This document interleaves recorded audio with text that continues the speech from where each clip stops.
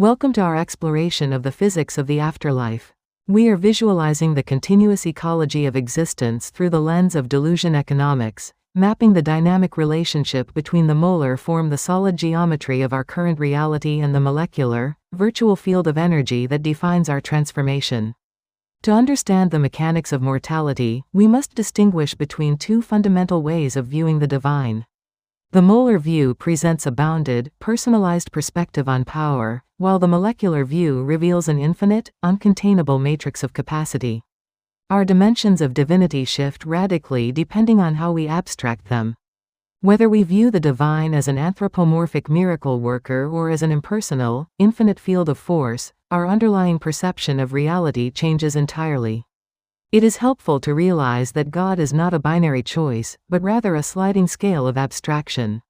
We move from the distinct particle, represented by mythological deities, toward the infinite field, the pure, non-representational vital energy that governs all events.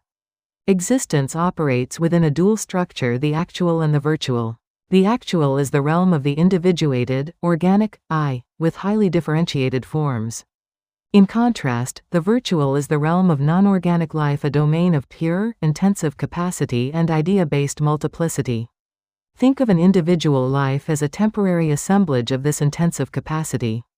Like an iceberg, the actual, our conscious, I, is merely a frozen fragment rising above the threshold of perception, while the virtual represents the vast, infinite, molecular depth that supports it. This brings us to a radical redefinition of mortality. Death is not an ending, it is a phase transition.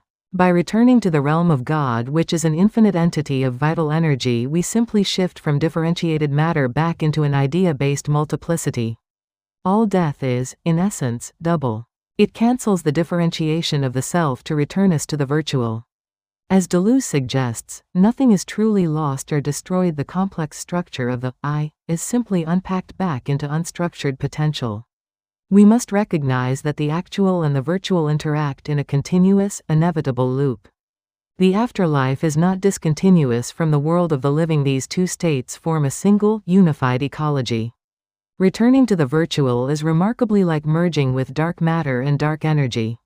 Deleuze's virtual realm functions not like a mystical heaven, but like the unseen physics of our universe, the vast, invisible foundation that underpins all observable reality.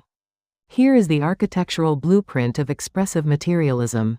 Being is a dual structure of the virtual and actual, where the individual is a temporary assemblage. Because death is simply a dedifferentiation back into the virtual, absolute annihilation is not logically established.